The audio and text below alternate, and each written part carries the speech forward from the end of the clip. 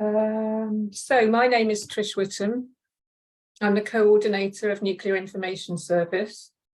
I'm also the project manager for the Ainslie Archive, which is a work in progress that's now available on our website.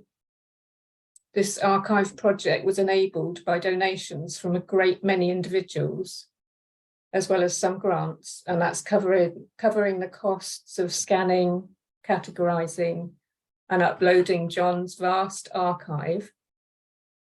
And you'll hear a bit more about that from Tim later. It's also covered the cost of the website library work we've had to do.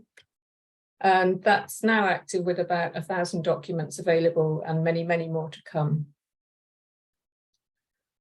So our speakers this afternoon will share their reflections for around 10 minutes each. And I know there's some interesting stories coming, after which the event will be opened up. And you can, if you wish to offer your own reflections or interesting stories or ask questions of any of the speakers, you'll be able to do that.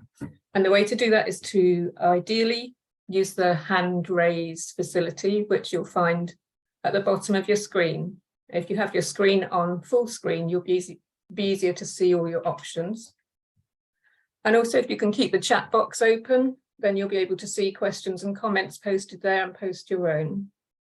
And any that we don't get to, we're going to finish by 3:30 latest. And any we don't get onto, then we will try to come back to individually. And as I said, the web page will be up for a couple of weeks with a link to the recording. So, do we have Janet? Yes, we do. Oh, great. You may, because there's a lot of people here, you may wish to go to the top of your screen and choose speaker view so that you can always see who's speaking, rather than scrolling through looking for them.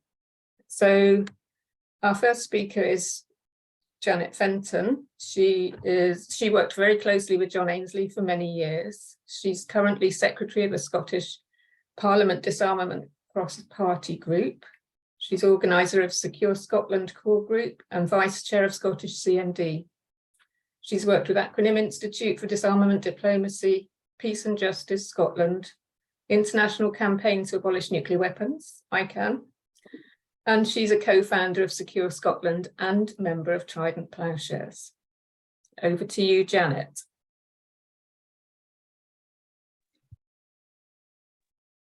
Thanks very much, Trish.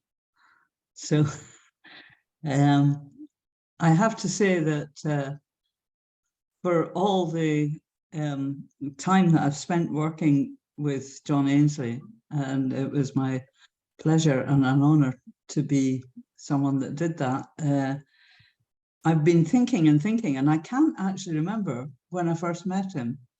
And I think that's partly because he was such a modest and unassuming kind of person. I might well have met him when he was staffing a stall somewhere or folding up flags or some envelope stuffing situation. But certainly on an initial meeting, you would never imagine that you were bumping into somebody that was such a powerhouse in terms of his capacity as a researcher. You certainly wouldn't think that you were meeting a minister of the Church of Scotland, an arrestable activist, somebody that had jumped in a canoe and buzzed Trident submarines coming up the Clyde, a man of enormous passion for our work on disarmament. So I'd just like to say that, I mean, there was one occasion, I mean, he seemed to be able to slip from one identity to another very readily. And I remember on one occasion having to call to his home to either give him something or collect something from him. And he was in the kitchen. I got shown through to the kitchen where he was standing at the ironing board with a bunch of T-shirts for teddies like this one, ironing CND symbols onto the front of the teddies. So that was, obviously that day, that seemed like an important task to John. But you could also meet him because he was running after Brian Quayle, who I see is in this meeting, making sure that he got the photographs of convoy stopping activity, or as well as doing that kind of thing himself. And I remember at one point, my daughter Mary was at that time a resident in Faslane Peace Camp in the around the time of that we got the ICJ ruling on nuclear weapons, and there was at that time people putting their arms in concrete lock-ons was a bit of a rarity, but my daughter was doing that somewhat nervously, locked on at the south gate at Faslane, and the police, who were not really aware of lock-ons, started to move her in a slightly dangerous fashion. And she remembered that somebody had said, if that happened, to shout for cameras. And she shouted for cameras and looked above her head, and there was John Ainslie up a tree taking photographs of her. So you could also very easily encounter John Ainslie in a very unrecognizable state when he was inside Big Sandy, which was an enormous puppet that was used for street work. So his role as administrator of Scottish CNT was incomparable, really, partly because he was very idiosyncratic in the way that he did the job. When I spoke about him chasing convoys or chasing Brian Quayle chasing convoys, the thing with John was that he was not only the kind of activist that would perform imaginatively and quickly in that situation to take direct action, but at the same time, he would also have a really careful note of every single vehicle that was in that convoy, what it meant, and what it was likely to be carrying, and be able to record all that. And his input from the research that he did on the nuclear weapons system in the UK was a hugely important part of the international campaign, which he followed very closely. It was very common that you would walk into the office at lunchtime and John would be eating his sandwiches for his lunch, and at the same time he'd be watching either parliamentary process or what was happening at United Nations on the internet as he did that. And so he was also able to provide hugely effective and useful briefings for people that were traveling to those kind of meetings, and doing our best to take things forward in that particular kind of way. And his briefings could be very immediately about simple campaigning activity for new volunteers, or they could be at a very high level of technical expertise, or from a very politically astute understanding of the ramifications of what was happening at the UN and around the world.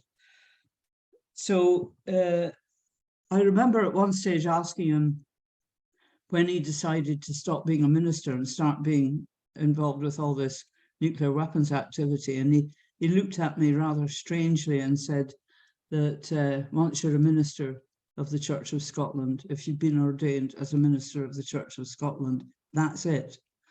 And so I realized that that was not a question that he felt there was any confusion between those two roles. And I also had the privilege of spending a week with John in a residential learning situation. Also, Northern Friends Peace Board coordinator Philip Austin was involved in that as well, and we spent a week at Woodbrook doing the Roundtree Peace Leadership Programme, and that was another opportunity to really get to know John in a different kind of way, and for all of us to understand and learn together. John was the coordinator of Scottish CNT. He was also supportive of many other campaigns, and he didn't. He was very keen always to express the very particular Scottish input to nuclear disarmament in a global way, and really understood the very unique position that Scotland is in with regard to that. But he was very much a figure that was very strongly behind Scotland's for Peace initiative, and he had his own style of dividing these different areas of work, and he always maintained that the research work that he did was quite separate from his role as coordinator of Scottish CND. But I know I'm looking forward to hearing from Rob Edwards, because I really don't understand how somebody that became so expert at getting information from people, using freedom of information questions to America and Canada before that was a possibility in this country, finding out all that stuff and working so closely, doing press work for Scottish CND and working closely with journalists, and in particular Rob. So, you know, I don't see how it was that separate really, but there it is. And I also feel that it's very important to make clear how important the nuclear issue was to John for very, very basic reasons, which were he was such a strong family man, and his love for his family and the attention that he paid to his family,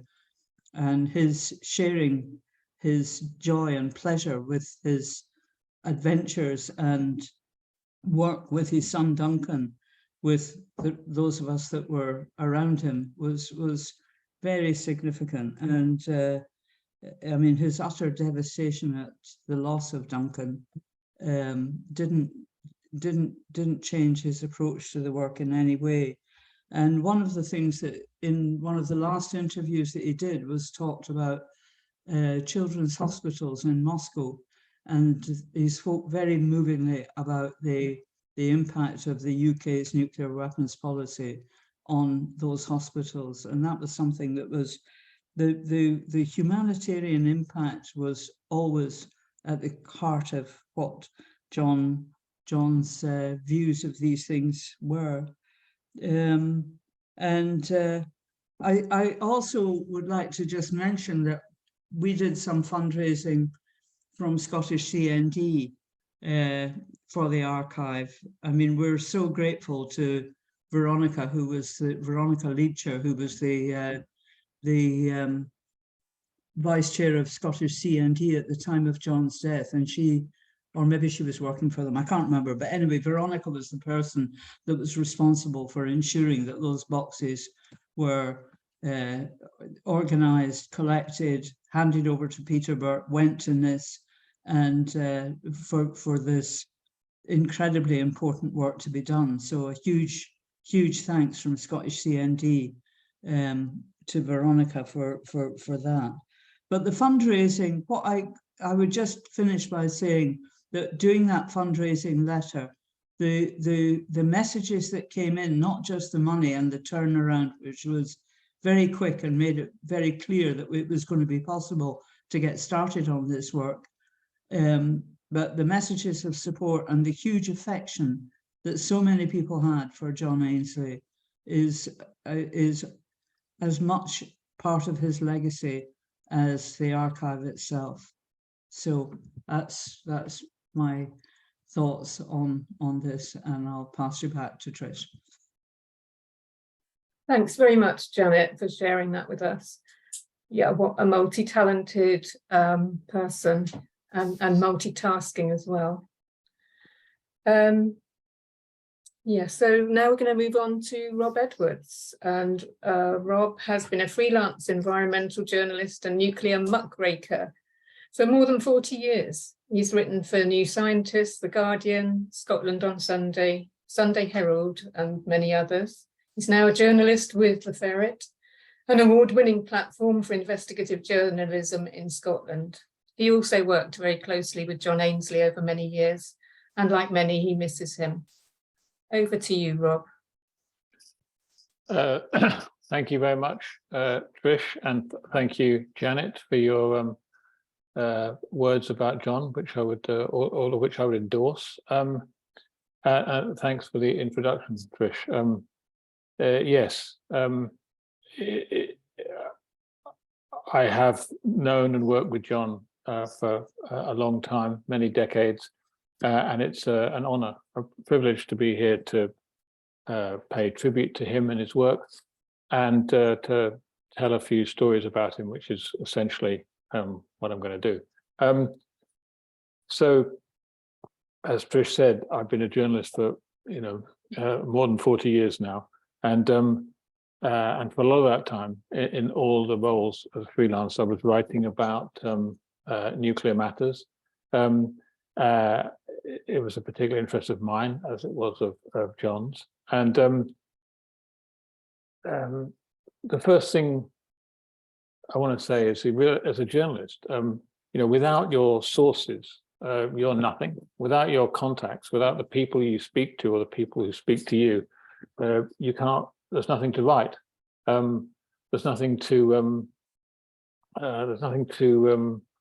There's no stories to be done, because without our sources, without our contacts, we can't do our jobs. So the trouble is, the longer you go on, the more of your valuable sources get ill and die, very sadly. And I'd like to mention John Large, who's another nuclear source contact, the nuclear engineer who sadly died a few years ago. Simon Pepper, the former, the founder of WWF in Scotland, also died a few years ago. They were both very important to me. But when John died in 2016, he deprived the movement, as Janet has been saying, of one of its most effective peace movement, one of its most effective operators. If you remember, when he died, the tributes came from all over the place. There were tributes, of course, from CND and others in the peace movement, but there was also tributes from Nicola Sturgeon, who you may have heard of, Jeremy Corbyn, whom you may remember, at the time leader of the Labour Party, the Scottish Greens, the STUC, and many others, all said very nice things about John after he died. His death, also left me with the best source of stories I've ever had on nuclear weapons. I tried to figure out this morning how many times I've quoted him in stories, but I didn't have time to count them all. There are hundreds, literally hundreds of stories over the years in which he played a role, I quoted him, or he was the entire instigator. I'm just going to, refer to a few, highlight a few, just to sort of give an indication of the kind of things he was doing. So, for example, in 2013, there was a story in The Guardian that was entirely founded on a report that John had written, which basically argued that Trident could not be, the Trident submarines could not be shifted from Faslane on the Clyde to Devonport on the south coast of England, but because, as he discovered, Devonport didn't have the correct safety clearances and would be unlikely to get them. So, of course, that story is very important in the whole debate about the role of Trident post-independence, which is why he wrote the report. He was on that whole issue. He was always ahead of the game, immediately realizing that there was a possibility if Scotland voted for independence, Trident would have to be moved, and he immediately started assessing the possibility of where it could move to, and became really expert on the options and how none of them quite worked from all sorts of points of view. Another story in 2011, which was a thing that was done with The Guardian and Channel 4 News. John had done a freedom of information request, which he was an expert at. to the Ministry of Defence, and this unearthed a very heavily censored report from the Ministry of Defence, revealing in essence that the reactors that run our nuclear submarines were potentially vulnerable to a fatal nuclear accident and failed to meet modern safety standards. That was a report known at the time as the McFarlane Report, which was written by a senior submarine guy in the MOD, and really exposed for the first time and in such detail the kind of dangers that we were risking by running these old, clapped out, and not very well designed submarine reactors. The footnote to that tale was that after we did the story, John came on to me and said he'd realized that his version of this McFarlane report had been very poorly redacted, meaning that the large sections of text that were blacked out, if you simply cut and pasted them into a Word document or another document, you could reveal all the hidden text. It's a kind of schoolboy freedom of information error that's been made several times actually by the Ministry of Defence and other government departments where they don't do the redaction properly, so you can just see it by cut and pasting the blacked out boxes. That caused something of a palaver at the time. CND, along with others, decided to publish the full version of the report, showing in more detail how UK nuclear submarines were much less safe, for example, than American submarines, and that the sailors who worked in them were at more risk of having an accident and dying at sea. It was a big story at the time, and it wouldn't have surfaced if it hadn't been for John. Another one from New Scientist in 2008. John had been doing an awful lot of research in the US, where there was more freedom of information on nuclear issues than there really ever has been here. And here he discovered that the US was experiencing problems with a mysterious but vital component of the Trident warhead known as fog bank. It's never really been nailed down, as far as I'm aware, what fog bank is. It's suspected of being a highly flammable and explosive foam in the warheads. And because of the research he's done, we were able to reveal that US and the UK were having problems with fog bank when they were trying to extend the life of Trident. In 2006, a story in the Sunday Herald, John got a leaked Ministry of Defence wargaming scenario for a big military exercise in Scotland, which was quite funny, if in a sort of dark way, because the Ministry of Defence in their wargaming scenario had renamed Scotland Brownier at the time. They said that was nothing to do with the fact that Gordon Brown was about to become Prime Minister. It was just the colour they chose, but yeah, maybe. The scenario also invented a sinister terrorist group in the Inner Hebrides, which they called Anne Quake. I can remember John laughing as he was explaining all this to me on the phone. Another story in 2010, well, it wasn't a story, it was in 2010, I was involved in challenging the Ministry of Defence to release the annual safety reports, annual nuclear safety reports. John was one of those who helped me. He did a great deal of work along with others for no money whatsoever, so that we could challenge the decision of the MOD not to release these annual nuclear safety reports. Rather unexpectedly, we won at the last minute when they backed down, resulting in reports for annual safety reports being revealed or published under freedom of information by the MOD for 10 years. giving us an unprecedented insight into the problems they thought they were facing, mainly to do with staff shortages and skill shortages. But then in 2017, the MOD retrenched, made the reports secret again, and it all went dark again. And the cudgels for freedom of information were taken up by Peter Burt, who's since challenged the MOD on that secrecy, so far unsuccessfully. I hope we'll hear a little from Peter later.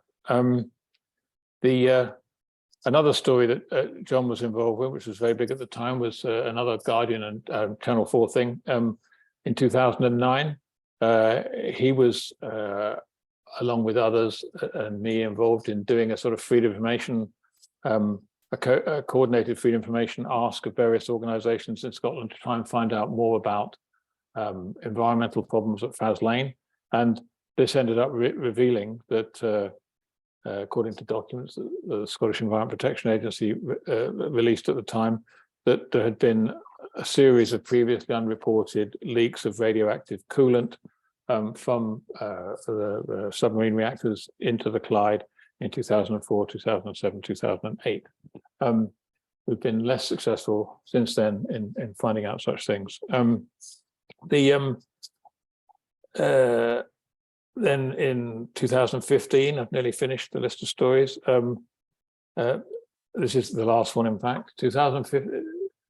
One of the biggest stories I've ever been involved with, probably one of the most important, wouldn't have happened without John, and it was a front page splash in the Sunday Herald in 2015. The intro to the story, which tells you it all, as all good intros should, said, "Trident submarines are plagued by serious safety lapses, beset by multiple blunders, and are a disaster waiting to happen, according to a nuclear weapons engineer turned whistleblower, now hunted by the police." That was, of course, William McNeely, the Royal Navy man on HMS Victorious, who was subsequently arrested and then dishonorably discharged by the Royal Navy. The week before that story broke in the Sunday Herald was probably one of the most memorable in my journalistic career. And as I said, none of it would happen without John. And I was remembering why this morning. The reason why is that he read his emails. I mean, he didn't just read his emails, he really read his emails, which I suspect not all of us do. Because he and many others, including me, had been sent emails by McNeely linking to a long report he'd written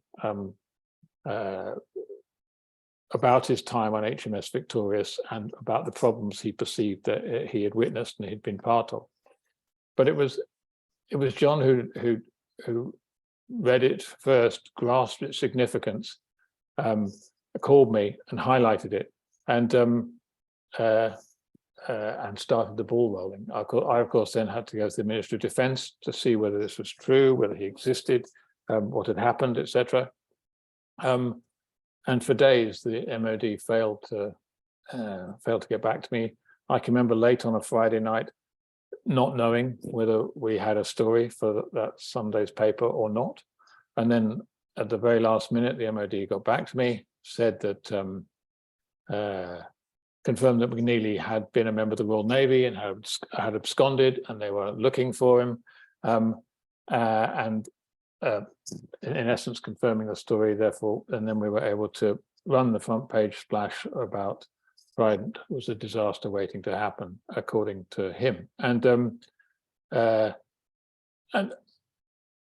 none of that would have happened, as I say, if it hadn't been for John's diligence. And that's how I remember him, really. He was diligent in the extreme, and he really cared for facts and honesty, which I think are admirable traits. Final thought. a personal note, I mean, aside from his diligence, the thing I most admired about John really was his diffidence. Janet mentioned this. A lot of those people who seek out journalists to talk to are the opposite of diffident. They want to be quoted. They want to have their names in the papers. They want in some way or other to promote themselves. And I deal and have dealt with many people who would fall into that category. But that was never the case with John. He was self-effacing, perhaps a little shy. He never sought the limelight. And I think in our kind of fame-obsessed social media age, that's something to be treasured. Thank you. Thanks very much, Rob. That was really fascinating memories and reflections. I'm sure there's going to be some questions on some of those stories as well.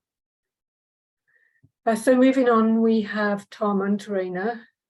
Tom is the chair of CND, which is the Campaign for Nuclear Disarmament, and a director of the Bertrand Russell Peace Foundation. Tom.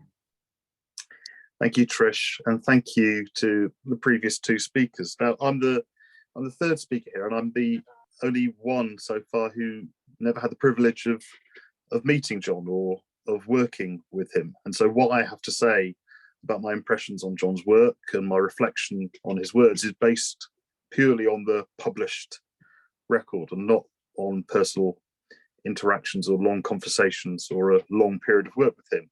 And of course, for all of those reasons, it will be deficient. But as with so many writers who I admire, and as with so many people who have contributed so massively to the anti-nuclear cause, I have deep regrets of never having had the privilege of meeting and working with John. But I have a very strong feeling as well of the importance and the continuing importance of his example in terms of everything he did for Scottish CND and the various movements that he was involved with, but also in terms of the written material, the published reports, the articles, the briefing notes, and also this massive collection of papers which make up the John Ainslie archive, which is a reflection of his seriousness and his deep commitment, in my view, to the anti-nuclear cause.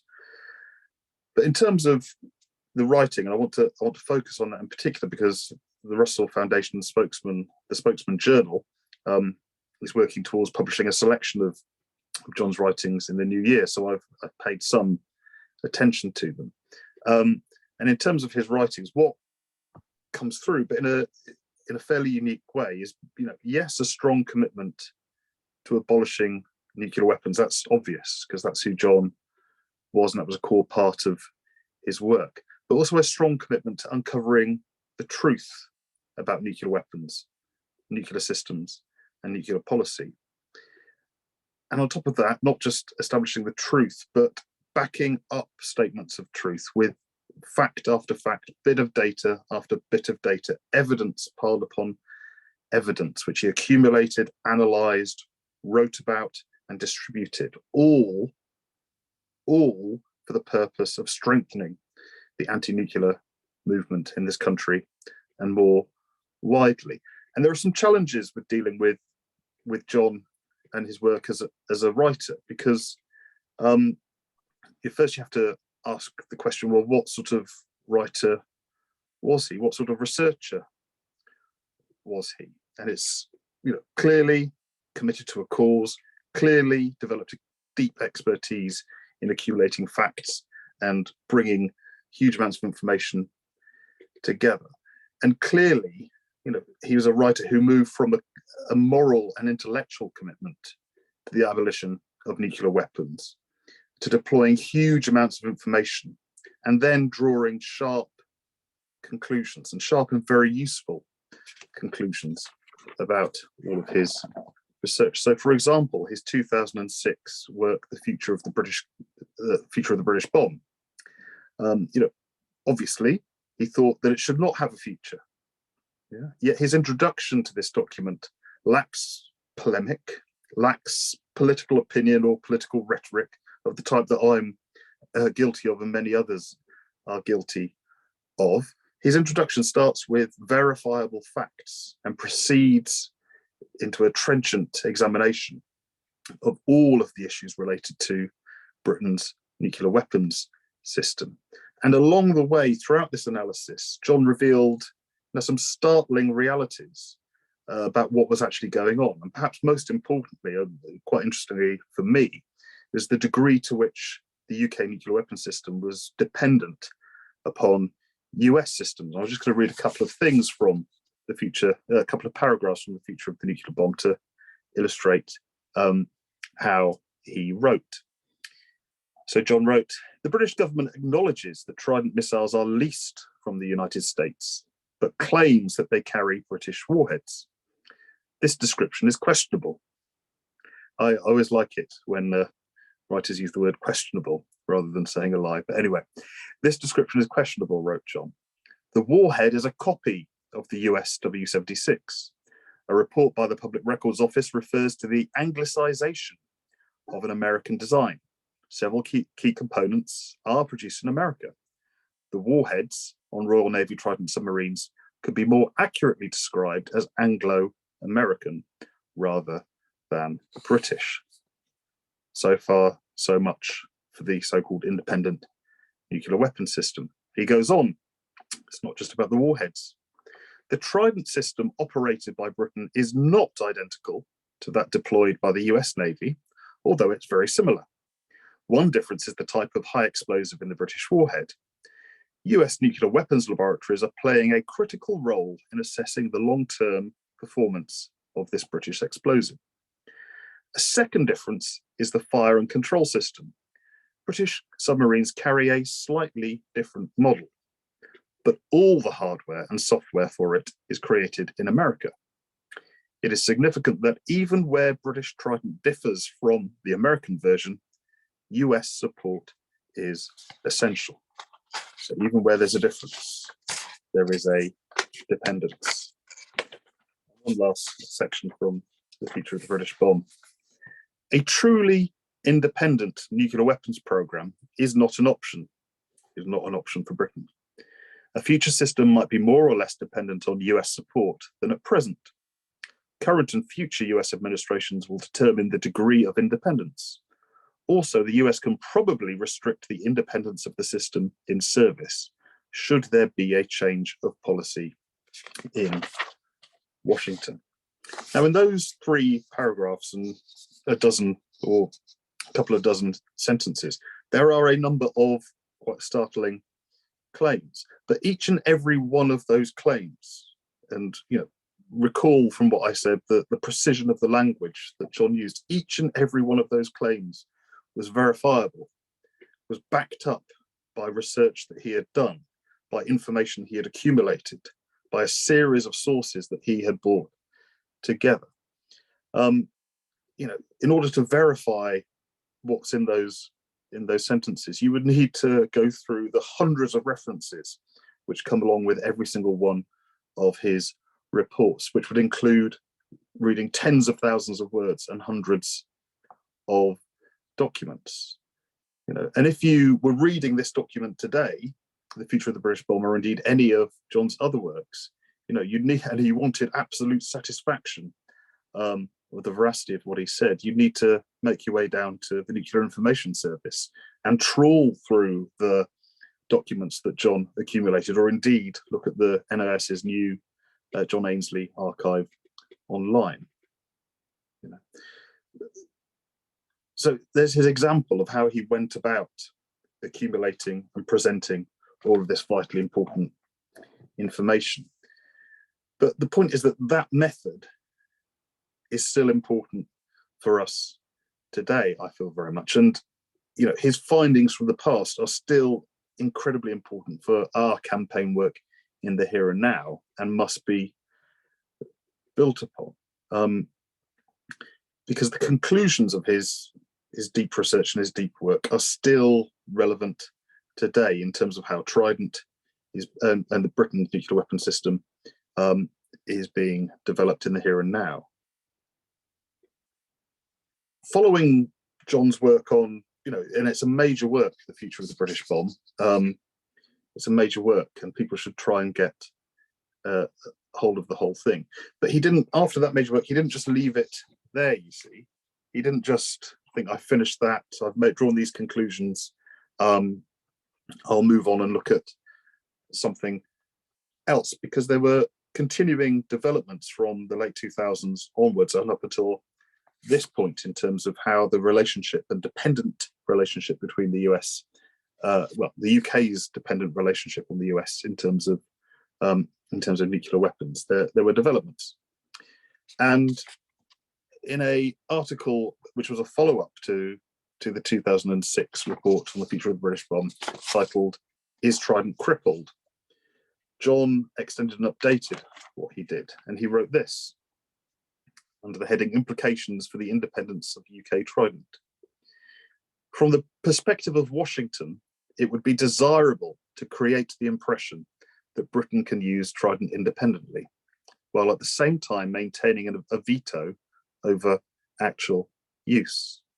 One particular concern will be the potential for Britain to launch 144 nuclear warheads at the United States. How could the software stop such a Trident launch?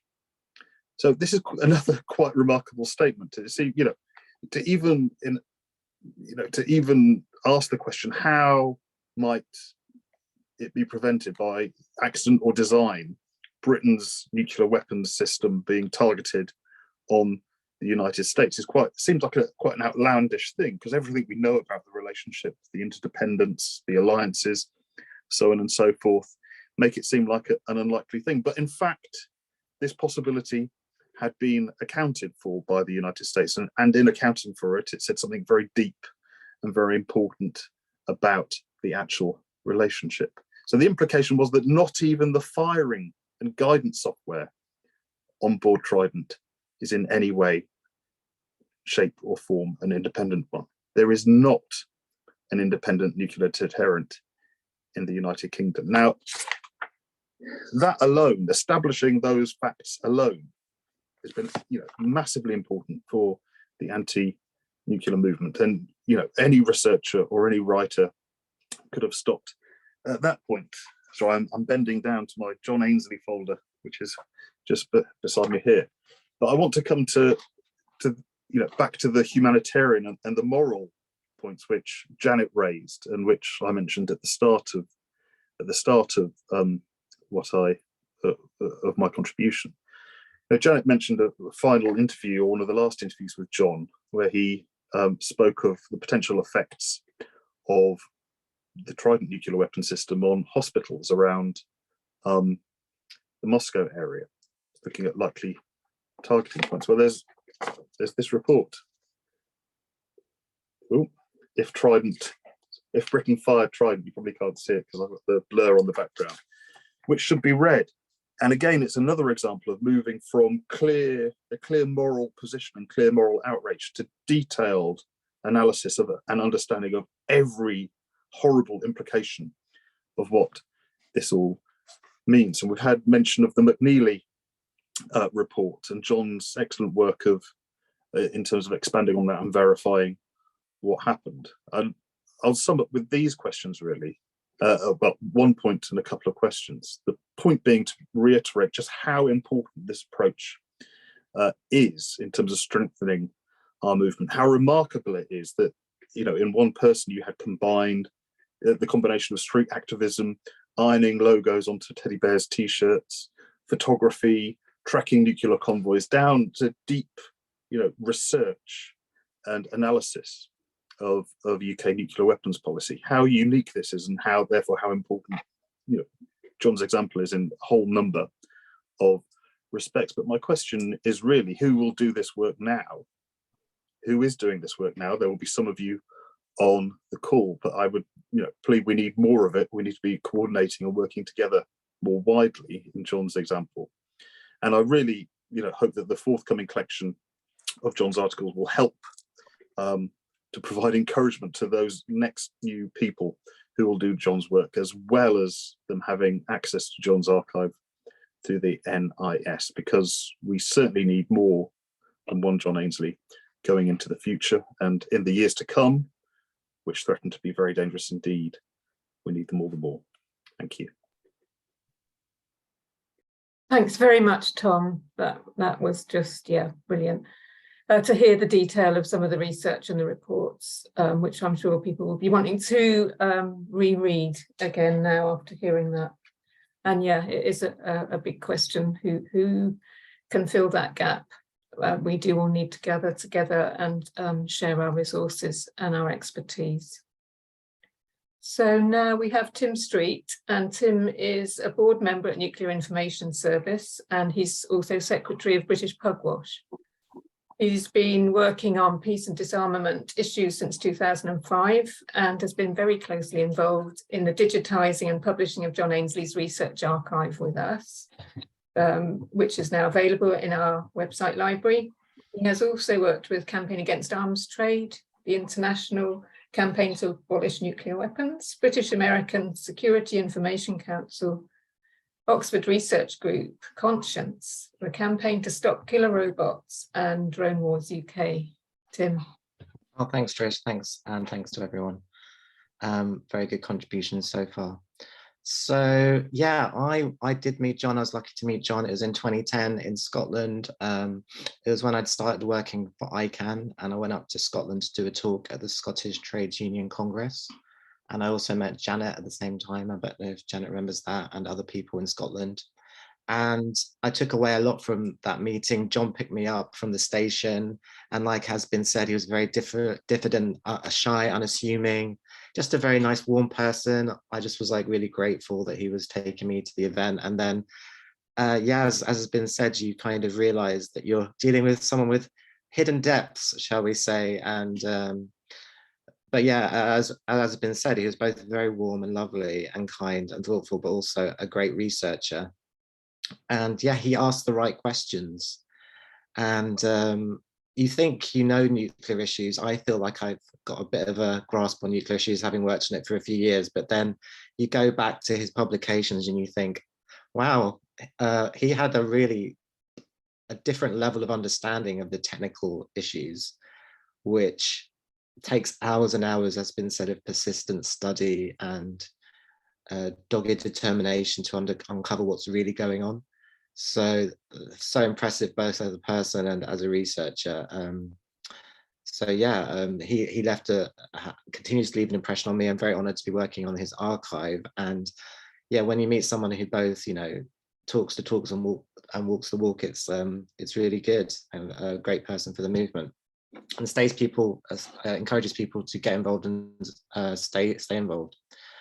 So to talk about his archive, for the last year or so, I've been working with members of the NIST team to digitize his archive. So about 3/4 of the way through that, and have uploaded to the website about 1,000 of his documents. So this archive contains documents relating to the UK's nuclear weapons that he collected over several decades.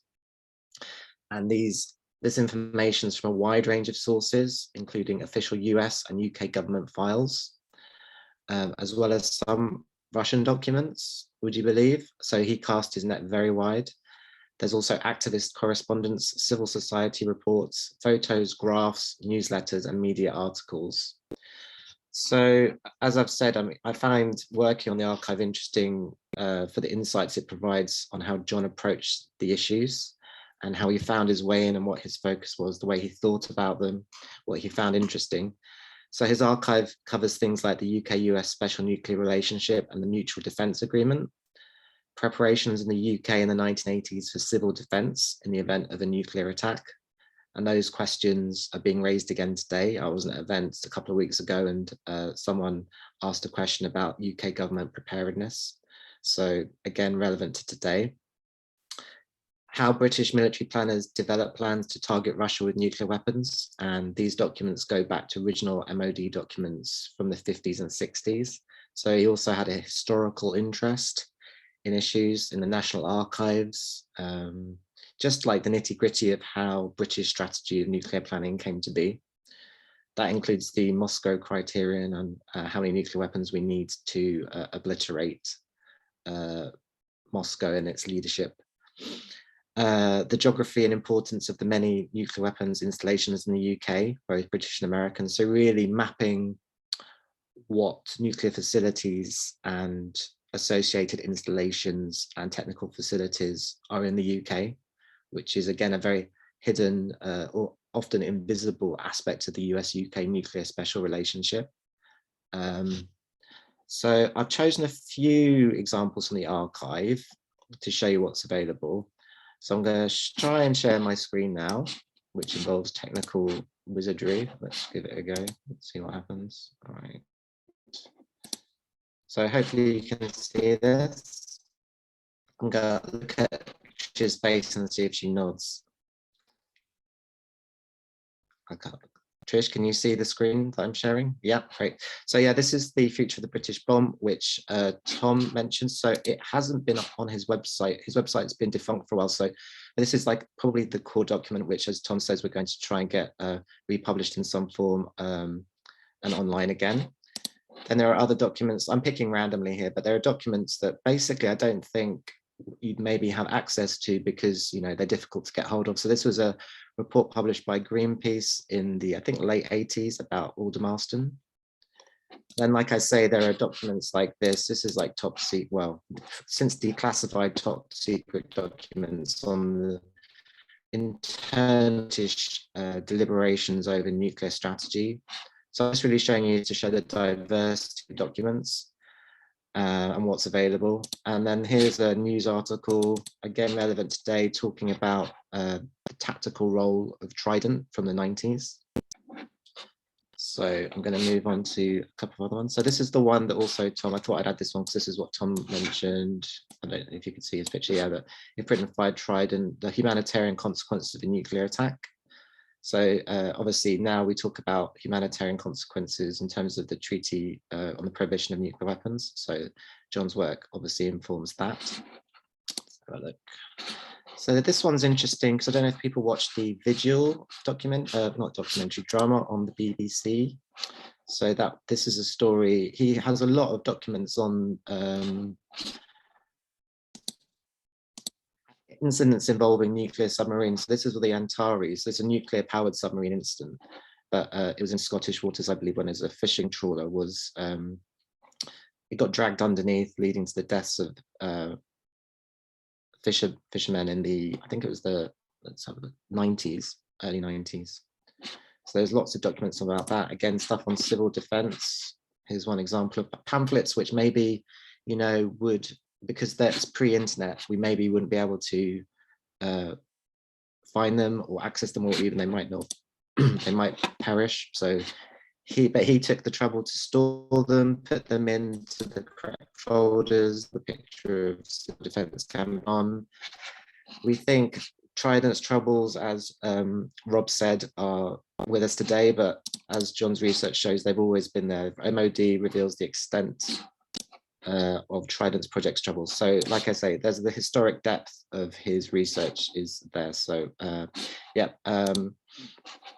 we've taken measures to make our website as accessible as possible, but we're going to keep on trying to tell the story that John put together in the most accessible way possible. I hope I've stopped the screen sharing. Is that okay now, Trish? I've stopped the screen sharing yet?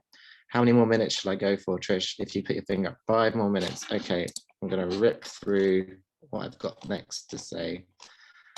So really, I wanted to talk really briefly about what the Sword of Damocles means. Then I'll talk about maybe what we can do. So John's website was called the Sword of Damocles, and it was the home of his many publications, which we're trying to get back online. And in the ancient parable, the Sword of Damocles refers to the predicament of the very powerful. So surrounded by enemies, their lives are full of anxiety and paranoia, and they labor under the constant fear of attack and death. The tyrants, there can be happiness, consequence of the path they've chosen.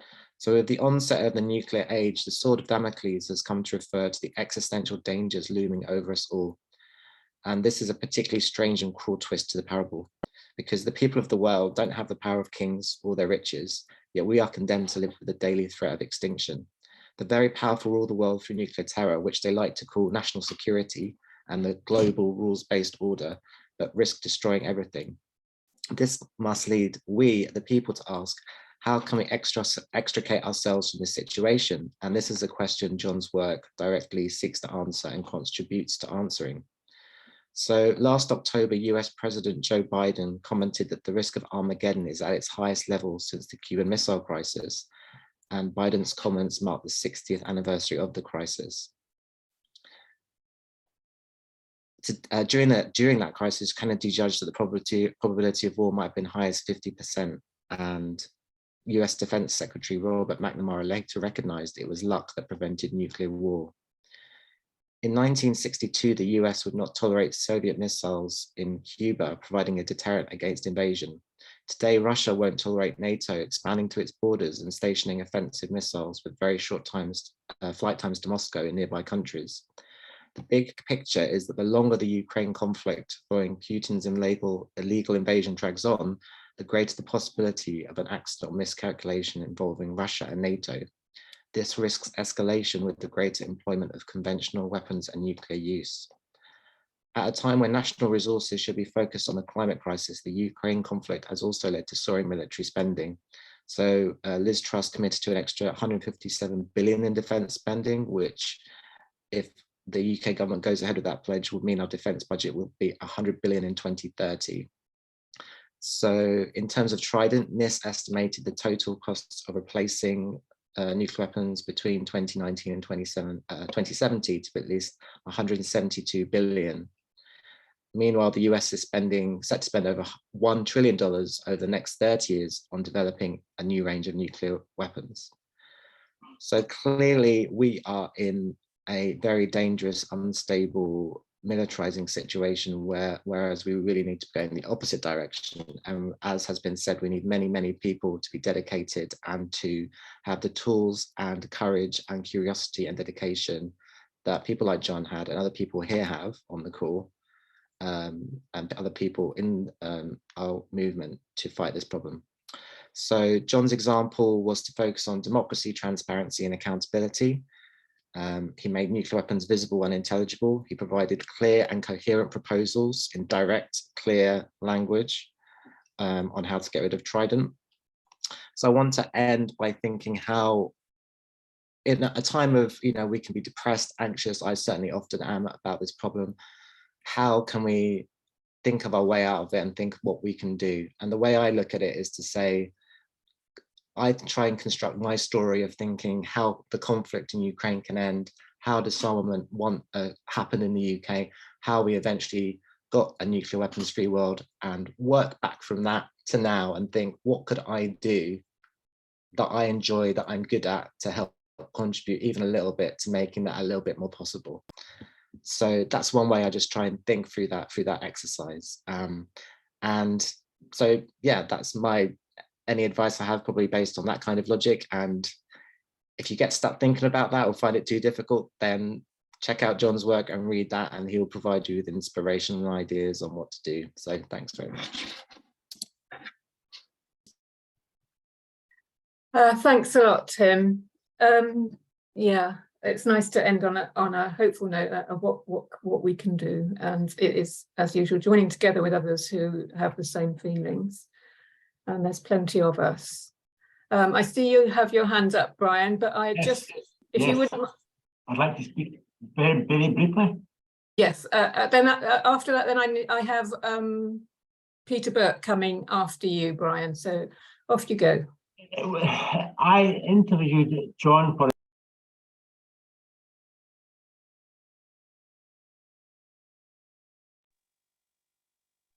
Sorry, Brian, you have become muted. I'm unmuted now.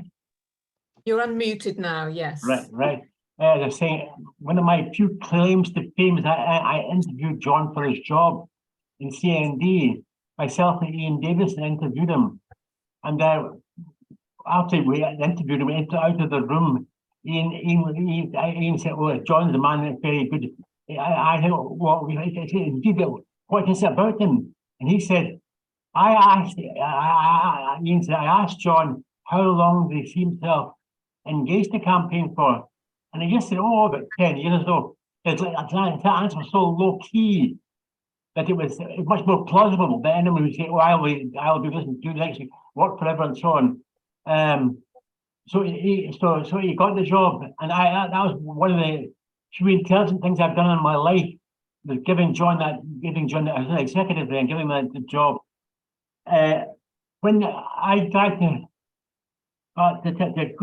fast lane, every time I drive to fast lane, you come to the junction between where the road goes to Helensburgh and Loch Lomond. You know, the big wide junction. One road goes to Loch Lomond, the other goes to Helensburgh. And there's a garage there. And one of the very first times John and I were chasing a convoy, we pulled in there to the garage. There was this before mobile phones and all this kind of, and we got petrol there. And while we were there, the police outrider drove in behind us, and he got petrol too. But he couldn't start his bike again. So I said to John, right, let's do it. So we went by and we gave the policeman a push. We pushed his bike to get him started, which we did. He did not like it. It didn't do his macho image any good. But John, he was a very unprepossessing character. I remember I'm very naive, very stupid. That's why I hate nuclear weapons. But I'm very naive. I said to John, are you on sabbatical in the church in Scotland? I said, oh, something like that. I found out afterwards that when he was out in his canoe, the local presbytery hauled him up and said to him, we want a guarantee you'll never do that again. And he said, you're not getting it. He placed fidelity to the gospel more than loyalty to ecclesiastical institution. In that respect, he's very like Dorothy Day, who has a similar commitment to the gospel. I so much more. Very fond memories. Someone in this interview said, "Oh, how will we replace him?" When John died, my first reaction was, "My God, how can we do without him? We're really dependent on him." Well, we actually are struggling to do it with him. But my memories of John is the countless convoys we followed and the many adventures we had on the way. He was such a warm, humane person, and I think a great privilege in my life to have known John. And looking back at it, he must have he's putting up with me, my infantile questions and my naivety. I'm a very naive person. He was very kind to me and looked after me a lot, and so I still miss him. And thank you, Brian. Thank you very much. That's yeah, I think everyone here feels the same. So I know Peter Burt is waiting to speak, and he was the program director with Nuclear Information Service for a number of years. He probably knows better than I, 6 years or 9 years, and he also worked very closely with John. So yes, Peter. Yes, thanks, Trish, and thank you so much indeed to yourself and NIS for arranging this date. This session today. How lovely it's been to hear all the stories of John and bring back all the memories of him. So I think this is a real special occasion, and I'm very grateful to you all for your work in arranging this. And like you said, Trish, I was working quite closely with John about 10 years ago when I was with NIS. We spoke maybe 2 or 3 times a week on the phone. And I was fortunate enough to meet John for the first time at the Joseph Rowntree Peace Leadership event that Janet mentioned at the beginning of the session. And of course, that was the first time I met Janet as well. And that kind of set up quite a nice little alliance between us all to sort of go forward and do some quite exciting work together in the weeks and months and years after that. And people have mentioned the freedom of information research that John has done over the years, but I'd like to kind of draw attention to some of the other stuff that John did as well, because as you may know, John had also, among his many other remarkable things he'd done in his life, he'd also been in the military, and I believe he was in the signals side of things and had some knowledge, some background in intelligence. And I think he probably used all his intelligence skills in the research work he did towards his nuclear disarmament passion. So, for example, he would always, as well as sitting behind a desk and sort of doing the geeky study, he was always willing to sort of get out there and put his boots on the ground and get out there in the field to get, real life evidence. So I think probably still, if you look on the Scottish CND website, you can find video footage that he took of HMS Vanguard limping into the Faslane ship lift after the collision that it had in 2009 with the French submarine in the Bay of Biscay. On many occasions, as Brian said, he went out to sort of spot the convoy and film it down the N74. He also had many sources as well. I'd like to sort of remind you of some of the early work that John did, which people haven't perhaps spoken about so much yet. Back in the early 1990s, the UK submarine fleet was undergoing real problems when cracks developed in the reactors, in crucial parts of the reactor pipework. And John was able to reveal that and blow the whistle on that due to his sources, his whistleblowers inside the Faslane base. And if you look at the archive that Tim has put together with Trish, then you'll find a report there called Cracking Under the Pressure that tells the story about that and gives some of the information that the whistleblowers passed on to John. Tom already mentioned the future of the British bomb report that John put together in 2006 with the WMD Awareness Project. And I think to this day, that is still one of the definitive papers explaining how Britain's bomb works and how the Trident programme works. And if you look at the footnotes to that paper, then you'll get an idea of the absolutely meticulous and painstaking way that John went about doing his research. You'll see that he trawled through hundreds and hundreds of contracts from the United States to get all the details about fire control software and missile procurement. And he also went through dozens and dozens of online job adverts at the atomic weapons establishment to get an idea of what the scientists there were working at and what the status of the program there was. So he really did use all his skills to sort of put together those research papers.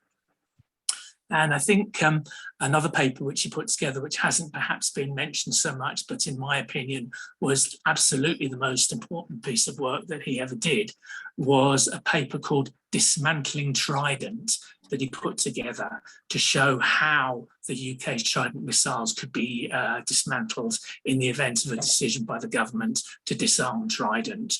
And he showed that it was really a very simple matter that could take place literally over a period of months, if not less, to sort of disarm the warheads, take them off the submarines and start decommissioning them again at the atomic weapons establishment. And that was a hugely valuable piece of work. And quite recently, NIS and Acronym Institute recently put together a report looking at how Britain could disarm were it to join the Treaty on the Prevention of Nuclear Weapons. And looking back on John's report, everything in that report still stands and fed strongly into the work that Acronym and NIS did more recently. I think as well it's important to recognise that the work that John did after Scottish CND decided that it was going to support the Yes Scotland campaign about 10 years or so ago. And John really played an important part in putting nuclear disarmament and the demand that Trident should leave Scotland absolutely at the centrepiece of the Yes Scotland campaign. So that's another really important thing he did that I think deserves tribute that we shouldn't forget. I'm sure if John was sitting here listening to us all, he would be cringing and eyeing and being very, very embarrassed about the kind of fulsome tributes that we're paying to him, because as we've heard, he was very modest and very self-effacing. But I think it's impossible to underestimate the commitment that he gave to nuclear disarmament in this country during his much appreciated life. Thank you very much indeed, Trish. Thank you, Peter. That was really interesting, as well as they all have been. Especially, I didn't know about the intelligence aspect, and that helps to explain the meticulousness of his research. Yeah, but also good to hear about the continuing relevance today. So we've got 15, just less than 15 minutes left. So we've got a couple of people who would like to speak. And first of all is Ellen Charlton. Hi. I'd like to endorse everything that's been said about John. Whenever I think... Oh, sorry, we've accidentally muted you. That was me, sorry. No. Whenever I think of John, the memory that comes back to me immediately is of the time when a crowd of us, or a group of us, were out on the Second Snark, the little boat that we used to hire to go up the Firth of Clyde, to do some protesting. And John, as he did, was in his inflatable, zooming beside the boat, zooming round about, being followed very closely by 3 MOD inflatables, very, very high-powered ones. There were obviously MOD personnel on it. It was quite intimidating, actually, because they're all in these black wetsuits with balaclavas, and they're holding the long-range lens over the shoulders, the cameras, which for all the world looked like rifles to me, but they're chasing John, and John's maneuvering in out of their way, but eventually they managed to corner him, tip the inflatable over, and John got dunked in the water. He was obviously arrested then and charged, and a few weeks later he was in front of a sheriff in Dumbarton, I believe, and being charged. And what the MOD didn't understand was that the sheriff, I'm not sure if he was a member of CND or just was sympathetic. However, the sheriff dismissed the charges against John and suggested that the MOD should be charged with endangering life. And John found that quite amusing. He was just such a humble man, and he embodied the virtues that I think are so important: courage with compassion and capability.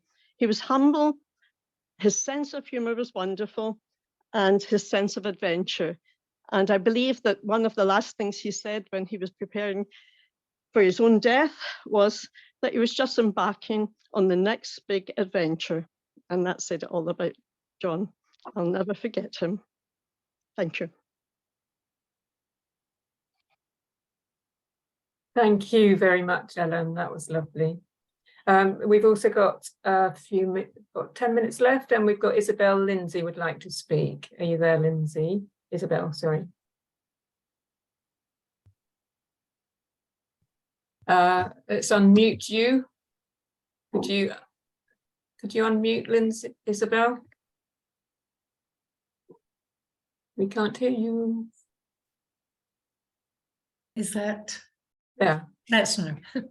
Well, I just wanted to emphasize a reference to 2 reports which I think are going to be very politically important in the future. They're going to maintain their significance. And it was the 2 reports that have been referred to that John prepared during the referendum campaign, Disarming Trident and Trident Nowhere to Go. And the reason why these are so important is that we are still getting the arguments presented. And I have to say, within the independence movement, there are sections where we are still getting these arguments pushed. Not that we shouldn't get rid of Trident eventually, but that the process of this, which is seen as, which is an enormous development in terms of the space, the structure, the money, and so on. It will take a long time. You know, we have to give a generous amount of time in terms of leasing the facility. Now, what John did in disarming Trident was, as has been said, to go through very meticulously, technically, why that is not the case. That yes, if you were going to get rid of the whole complex, that would be a long period, but the actual process of removing the warheads is not a large task relatively and can be done quickly. That's going to be, if we ever hopefully get anywhere close to the stage, that's going to be a very, very important argument. And the other important arguments, of course, in Trident Nowhere to Go, is that there were people during that campaign saying, oh, you're only thinking about Scotland, getting rid of Scotland. What difference does that make? And of course, Trident Nowhere to Go undermined that argument and made it clear getting rid of it in Scotland, in effect, gets rid of it in the rest of the UK too. These are very politically important, not just in the past, but in the future. I think we'd all agree with that, Isabel. Thank you so much for your comments. So we've got a couple in the chat that you may or may not have read. One is from Bill Kidd, MSP, who's had to leave just a few minutes ago. But he wants to thank everyone for the excellent contributions and a fitting tribute to John as a fine gentleman and vital contributor of civil resistance to Trident and nuclear weapons worldwide. Sending best wishes. Is there anything, can everyone see the chat? Have you all got your chat up? So if there's anything else that anybody wants to say before the end. I apologise for jumping in before the third speaker, for the fourth speaker. Go on then. I apologise for mistiming my observations. That's all right. Yeah, I jumped in before the four main speakers had finished, so I'm apologising for that. Oh, no problem, Brian. Also, because I'd like to endorse Isabel's comment that Trident Nowhere to Go is an absolutely excellent book. I had this crazy notion before referendum we should blast every home in Scotland with a copy of that book. Because it just demolishes every argument for Trident. It's still a vital book. Trident Nowhere to Go. Mm-hmm. Yeah. Because that alone itself would end in immortality. Thank you. Yeah. Also, Brian, just to say that we had a picture of you on our office wall for quite a long time of you blocking a nuclear convoy. All by yourself at some point. So yeah. If that's it, John was there. Oh, was he there? John was always there. That's why I missed it. I was heartbroken when he went, because he was always with us. I expect he took the photo. Yes, John. If that's a ballot point you talk about, yes, John took the photograph. Okay, Tim, you've got your hand up. We've just got 4 minutes left. Yeah, mine's really a question and an invitation to people. It's been very interesting to listen to what's specifically valuable about his proposals for disarmament around like warheads and warhead dismantlement and storage and removal and verification and all that stuff. So I guess the question is, one is, please check out the website. It's up there now with his archive, and we want to make it as accessible as possible. So please, can people use it and make suggestions on how we can improve it and make it better? Because I think what we need to do is turn the material he collected just to make it more accessible to people, to tell stories with it.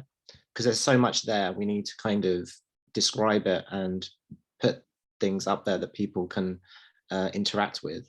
And secondly, if people have any proposals on how we can, because for example, Tom's putting together a special edition of his work, which is going to be great. But I think that if people have any proposals on how we can build on and update and add to his research, given current political circumstances and what we can see coming up, that would be really great to know too, because we're always looking for projects and research ideas. So maybe now or in future, if you can email us and let us know about those things, that would be really great. Thanks, Tim. Okay, so I think we're pretty much coming to the end. There's some nice messages here in the chat, if you've got that up. Some people who are someone who's excited to learn more about John and his work, and other people obviously who knew him for years. But I hope the event has been useful and an inspiration to everyone who at this difficult time in nuclear weapons might be feeling that they need some inspiration. Nuclear Information Service obviously tries to work in a similar way. We try to uncover facts about what's going on in the nuclear weapons program and make them available to the public, the press, parliamentarians. So keep an eye on our website. And also, yeah, as Tim says, if you can use John's archive, and I can see from some of the comments there that people are still using his reports every day, and as we do. So his legacy is long lasting and we're all very grateful for it. And yeah, that's anything else, or we're closing. Last words? No. Thank you so much, everyone, for coming. Thank you to our speakers, and thank you to all the participants. Thank you. And lovely to see you too, Alison. Okay. Take care, everybody, and you will find this the link to the recording on our website in the next day or two, should you wish to see any part of it again or refer it to someone else. Thank you and goodbye.